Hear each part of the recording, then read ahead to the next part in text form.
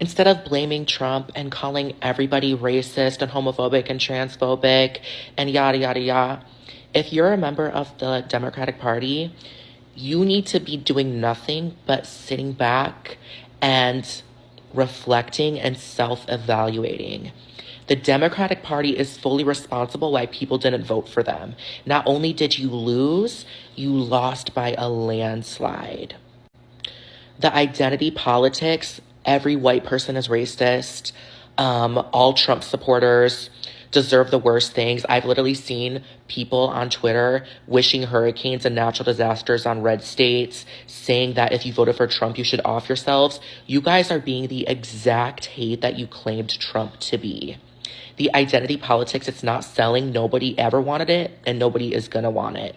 If you ever want to win an election again, because you've lost everything, you lost the Senate, the House, and the presidency, you need to completely reevaluate your party.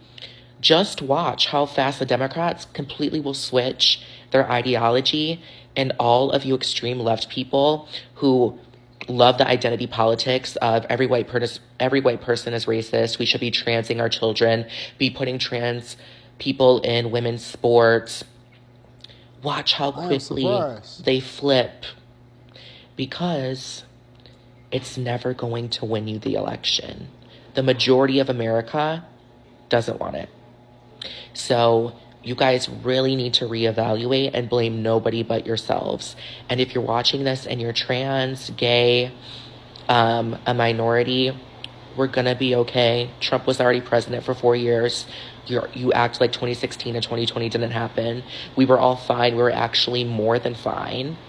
And maybe you guys need to realize just how much you've been lied to and manipulated against, to think that this man is such a bad person that he is not.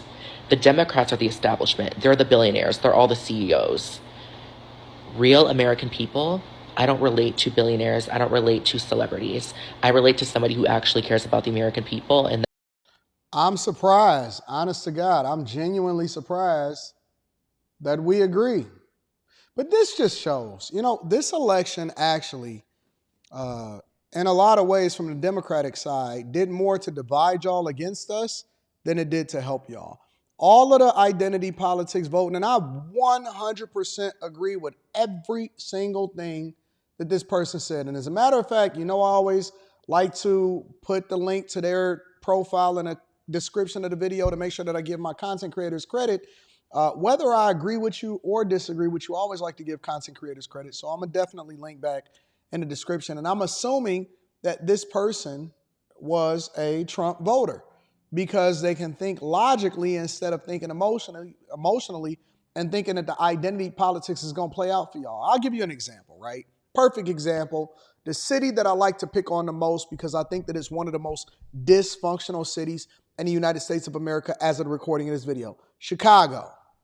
What did y'all get as a result of electing Lori Lightfoot to be the mayor of Chicago? I'll wait. I give you 2 more seconds. You got debt, the beginning of the migrant crisis, which both of those continued under the current administration of Brandon Johnson, a mishandling of the pandemic, and worse city streets and horrible city services, a decline in the police population that then protects you, more cops that perished as a result of bad crime policies and bills, and help towards the criminals to help them get out of jail. And the beginning of a migrant crisis as far as being a sanctuary city. So, the identity politics, she's a woman, she's black, and she's a part of the alphabet community, that never works for you. It doesn't work for you. I don't care what you do in your own bedroom. I think I may disagree with you. I may not necessarily care for it, but it doesn't mean I'm going to absolve you or I'm going to dehumanize you. I'm never going to replace your humanity. And as a matter of fact, your ability to change, right? It's for everybody. But again, your personal lifestyle choice should not play a role in whether or not I look at you as a person that can or cannot do the job. And that extends also into the presidency.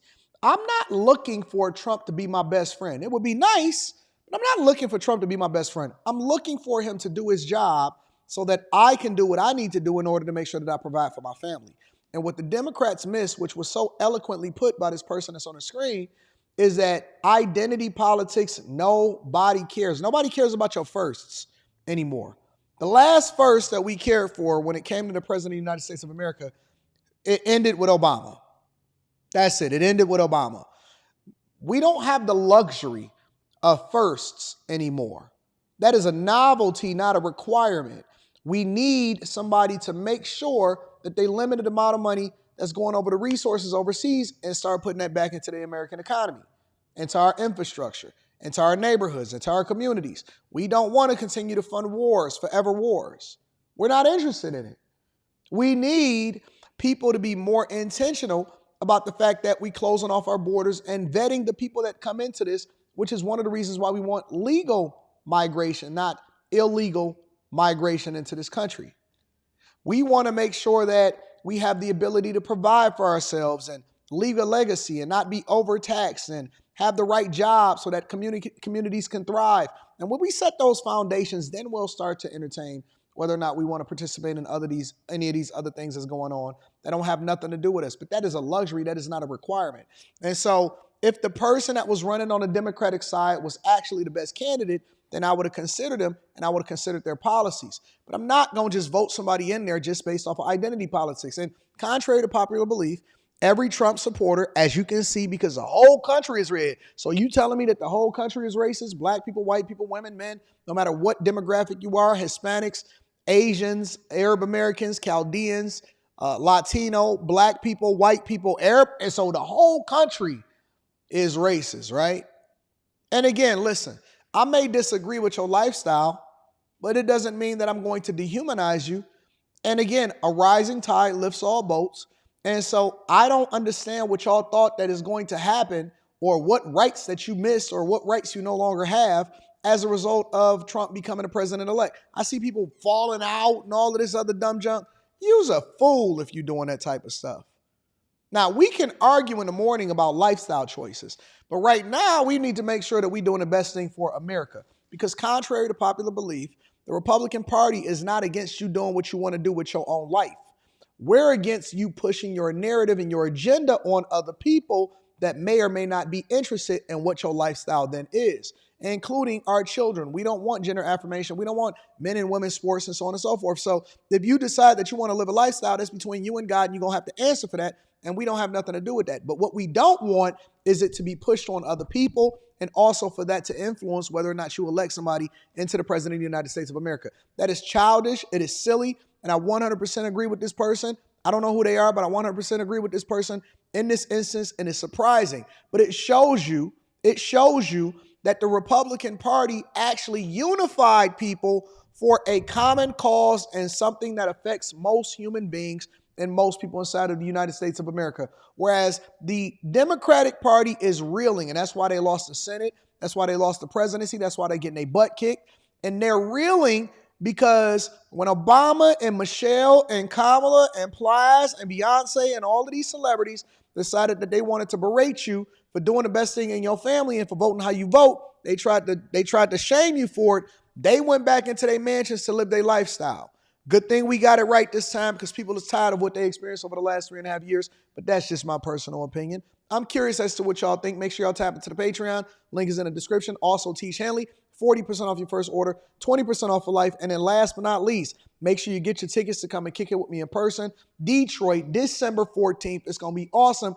Discount code Anton is in the description. I love you. I appreciate you. Let me know what y'all think inside of the comments. Do you agree? Do you disagree? And do you think the lifestyle choice was supposed to play a role in this election? Or do you think that people was voting based off of their own best interests? I love you. I appreciate you. I'll see you later. Peace.